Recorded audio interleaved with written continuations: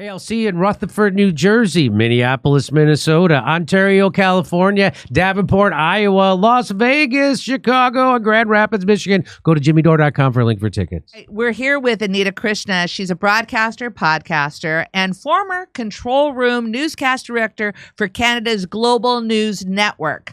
Until, of course, she got in trouble and she got the big heave-ho because she challenged that corporation and they fired her after she challenged their journalistic standards over the COVID narrative. She now publishes on Substack at substack.com/@Anita 808. That's substack.com/@Anita 808. We're here with Anita Krishna. Great to see you.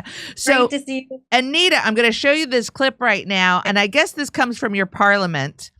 And we don't have a parliament. We have Congress. And what I find about these situations is that the members of parliament actually have discourse. They actually can disagree in public in front of people. Now, tell me again the name of this man.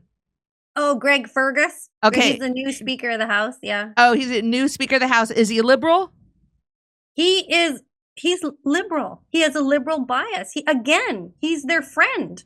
He's not a neutral. How does this happen? You don't get a neutral person. You get somebody that's a liberal brown noser. This is the guy that replaced Anthony Rota. Do you remember when we had the Nazi in Parliament and everybody was like, oh, Zelensky was there? That guy just took the fall. He said, it's all my fault. Yeah, it was my fault. I think they put him up to that. He was a great Speaker of the House. I liked him. They got rid of him. I don't know why he didn't stand up for himself. And then we got this numbnuts here. This one has no balls. Like he has no he's got no gravitas. He's weak. Okay, well, we're going to see an exchange here between Trudeau's challenger and his name's Pierre Poilievre. Say it again. His name is Pierre Poilievre, but when you look at it spelled out, you want to say Poilievre. It's a Poilievre, right? Okay, Poilievre. So here we go. Let's see. He's challenging some of the things that Trudeau has done. Here we go. Okay. We already knew that the Prime Minister liked to give tax dollars to his favorite consulting company, McKinsey, a company that helps supercharge drug overdose deaths as part of the opioid crisis. But today we learned from the Auditor General that it's far more money than thought. It was 200 million Canadian tax dollars for this one company. 90% of those contracts didn't follow government rules, 70% of them without a competitive process, 100% of them with the NDP voting in favor. Wow. Mr. Speaker, will the Prime Minister commit here and now no more money for McKinsey?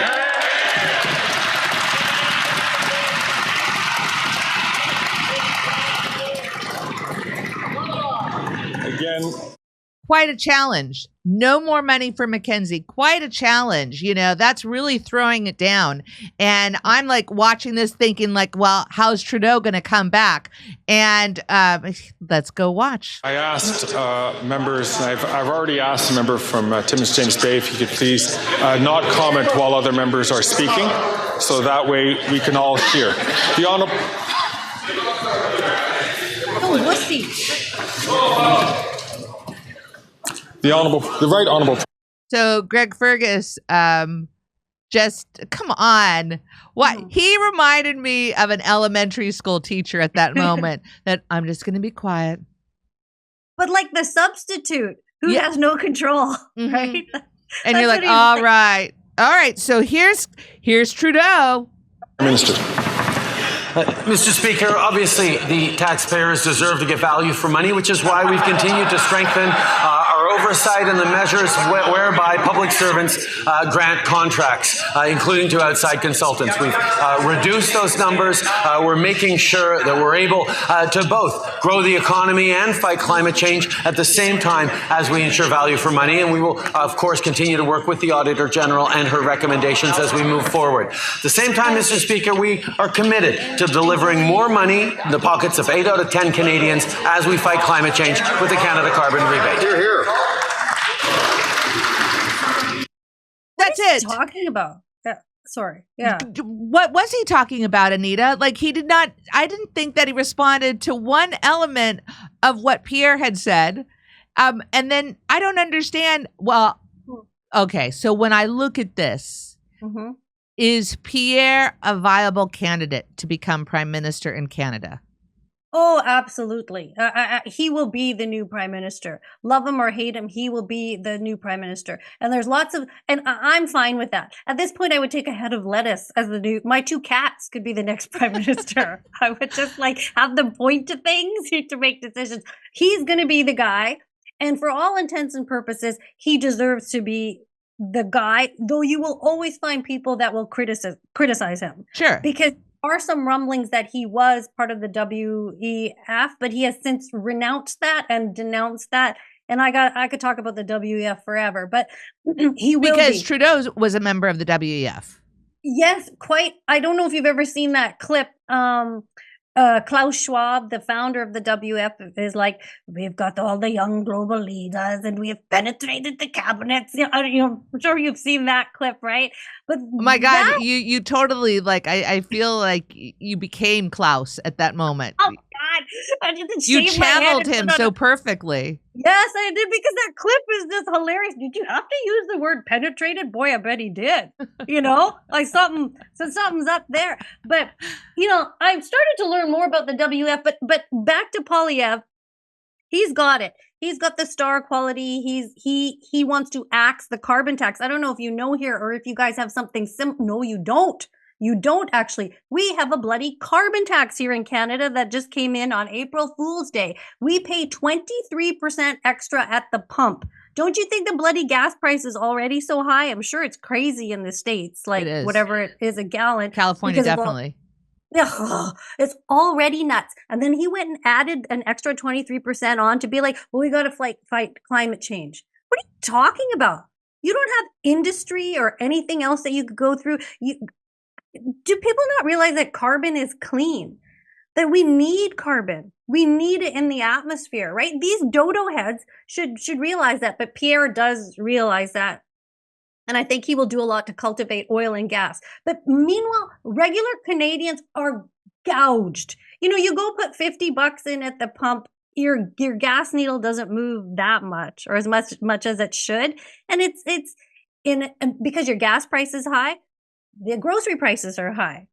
Inflation just rises. And it's a disgusting thing to do, to put a carbon tax on people. And then what they say to us is, oh, we're going to give you a rebate. Well, I don't get a rebate in BC. Neither does the Northwest Territories and Quebec, I think. Also, we don't get money back.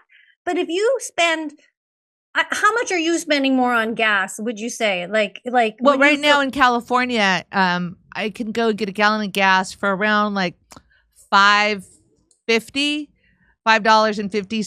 or maybe $5.15 unleaded.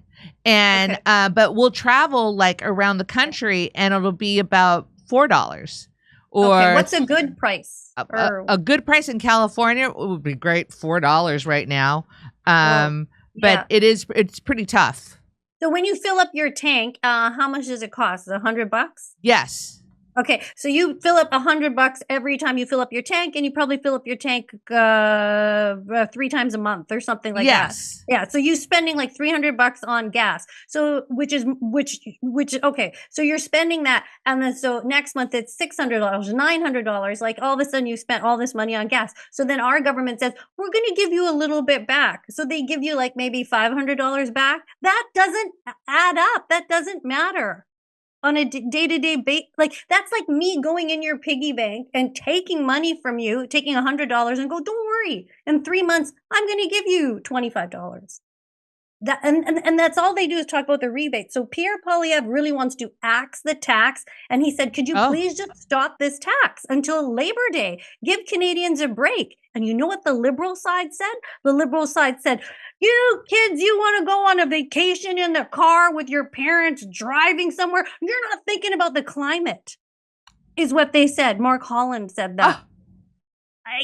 So what are we supposed to do? Get on a jet? go on a speedboat? What are we supposed to do? Most people go with summer vacation with their family to the what lake. you're supposed to do, Anita, is eat bugs and you'll own nothing. That's what you're supposed to do. According to Schwab. Yes. And he'll come and penetrate you or what? I don't know.